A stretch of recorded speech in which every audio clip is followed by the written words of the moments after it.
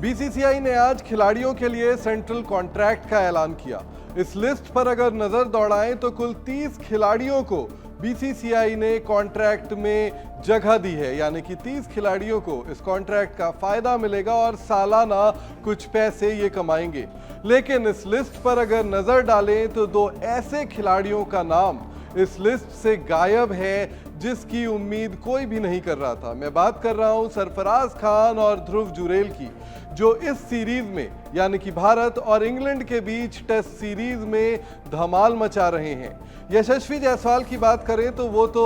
सीधे दरवाजा तोड़ते हुए बीसीसीआई के सेंट्रल कॉन्ट्रैक्ट के ग्रेड बी में चले गए। अधिकतर खिलाड़ी आमतौर पर जब कॉन्ट्रैक्ट में पहली बार आते हैं तो ग्रेड सी में जाते हैं, लेकिन यशस्वी जायसवाल को लगातार जड़ रहे दोहरे शतक का फायदा मिला और वो सीधे ग्रेड बी में चले गए। लेकिन बड़ा सवाल यही है कि सरफराज खान और ध्रुव जुरेल को बीसीसीआई के सेंट्रल कॉन्ट्रैक्ट में जगह क्यों नहीं मिली। बीसीसीआई के सेंट्रल कॉन्ट्रैक्ट की बात की जाए तो ये कॉन्ट्रैक्ट उन खिलाड़ियों को दिया जाता है जो खिलाड़ी एक साल में कम से कम 3 टेस्ट मैच या फिर 8 वनडे या फिर 10 T20 इंटरनेशनल मुकाबले खेलें।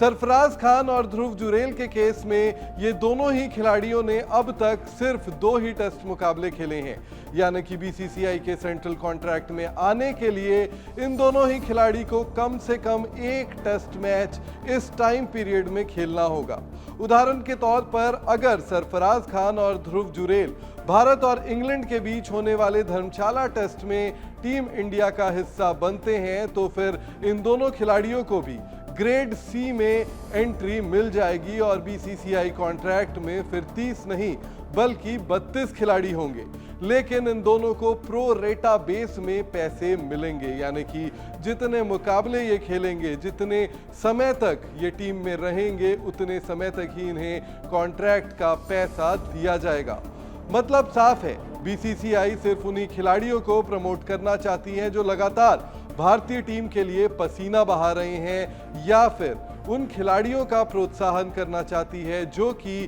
भारतीय क्रिकेट के अलावा और कहीं ध्यान नहीं दे रहे। बीसीसीआई ने सेंट्रल कॉन्ट्रैक्ट के ऐलान के साथ ही ये भी ऐलान कर दिया कि जिन भी खिलाड़ियों को बीसीसीआई का सेंट्रल कॉन्ट्रैक्ट मिलेगा उन्हें डोमेस्टिक क्रिकेट खेलना पड़ेगा। जिस वक्त वो देश की सेवा यानी कि इंटरनेशनल क्रिकेट नहीं खेल रहे होंगे उस वक्त उन्हें डोमेस्टिक क्रिकेट खेलना होगा, चाहे फिर वो रणजी ट्रॉफी हो, विजय हजारे ट्रॉफी हो या फिर सैयद मुश्ताक अली ट्रॉफी। इन तीनों ही टूर्नामेंट्स में बीसीसीआई के सेंट्रल कॉन्ट्रैक्टेड प्लेयर्स को शामिल होना पड़ेगा और जिन प्लेयर्स ने इस पर ध्यान दिया है यानी कि डोमेस्टिक क्रिकेट खेला है पिछले कुछ सालों में, अगर आप देखें तो शार्दुल ठाकुर जैसे खिलाड़ी जो इस वक्त टीम में नहीं है वो लगातार अपनी स्टेट टीम के लिए डोमेस्टिक क्रिकेट खेल रहे थे, तो उनको भी सेंट्रल कॉन्ट्रैक्ट में जगह दी गई है। अगर खिलाड़ी डोमेस्टिक क्रिकेट से भी बचते हुए नजर आएंगे तो फिर उन्हें भी सेंट्रल कॉन्ट्रैक्ट से बाहर का रास्ता दिखा दिया जाएगा।